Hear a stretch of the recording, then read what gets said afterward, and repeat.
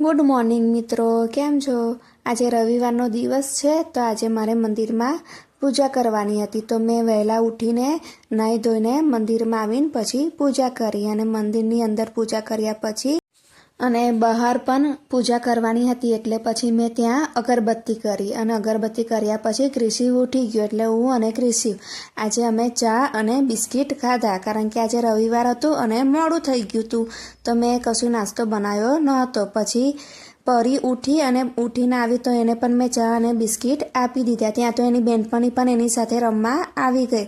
એ અને એની બેનપણી બંને રમતા હતા ત્યાં સુધી મેં મારું મિશન પૂરું કર્યું. ઘરના બધા કામ બાકી હતા તો મેં એ બધા કામ પતાયા પછી ક્રિશિવ મને કહેવા લાગ્યો, મમ્મી આજે ઠંડી વધારે લાગે છે તો તું મને મારું સ્વેટર કાઢી આપ.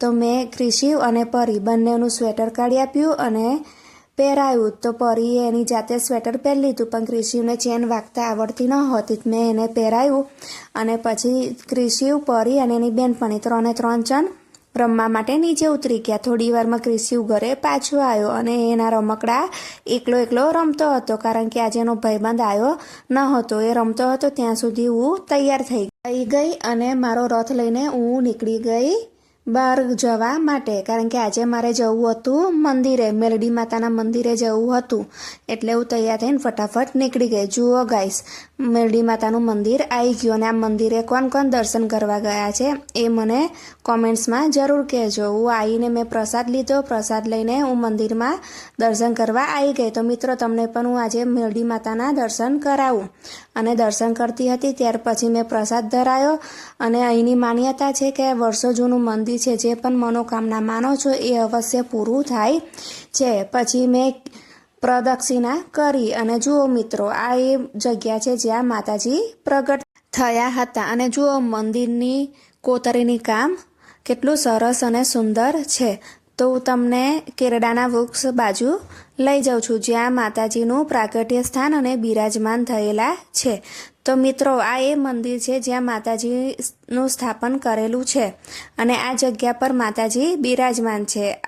ત્યાં જઈને મેં દર્શન કર્યા અને દર્શન કરીને પછી હું ઘરે આવવા માટે નીકળી ગઈ. ઘરે આવીને પછી મેં પનીરનો ગોટાળાનું શાક બનાવ્યું અને રોટલી તૈયાર કરી અને એક બાજુ રોટલી બનતી હતી, બીજી બાજુ શાક ગરમ થતું હતું. પછી આજે બધા ઘરે હોવાના લીધે અમે ચારે ચાર જણે સાથે બેસીને જમી લીધું. જમ્યા બાદ મેં મારું બધા કામ પતાયા ત્યાં સુધી ક્રિશિવ રમતો હતો. ક્રિશિવે સાયકલની પાછળ ગાડી બાંધી હતી. એ સાયકલ ચલાવતો હતો ગાડી તેની પાછળ ભાગતી હતી અને એને રમવાની ખૂબ જ મજા પડી ગઈ. પછી ક્રિશિવે કીધું, મમ્મી તું મને નીચે રમવા લઈ જા. તો પછી હું ક્રિશિવને લઈને નીચે રમવા માટે આવી ગઈ અને એ મારી સાથે વાતો કરતો હતો. મમ્મી હું મોટો થઈને મોટી ગાડી લાવીશ એવું મને કહેતો હતો. પછી પરીએ માથું ઓર્યું છે તો એને કહ્યું, મમ્મી મારો વિડીયો બનાય કે આજે મારું માથું કેવું ઓર્યું છે. આજનો દિવસ આમ જ પૂરો થઈ ગયો. તો મિત્રો, તમને મારો આજનો વ્લોગ કેવો લાગ્યો એ મને અવશ્ય જણાવજો અને મને સબસ્ક્રાઈબ કરવાનું ભૂલતા નહીં. આવજો મિત્રો.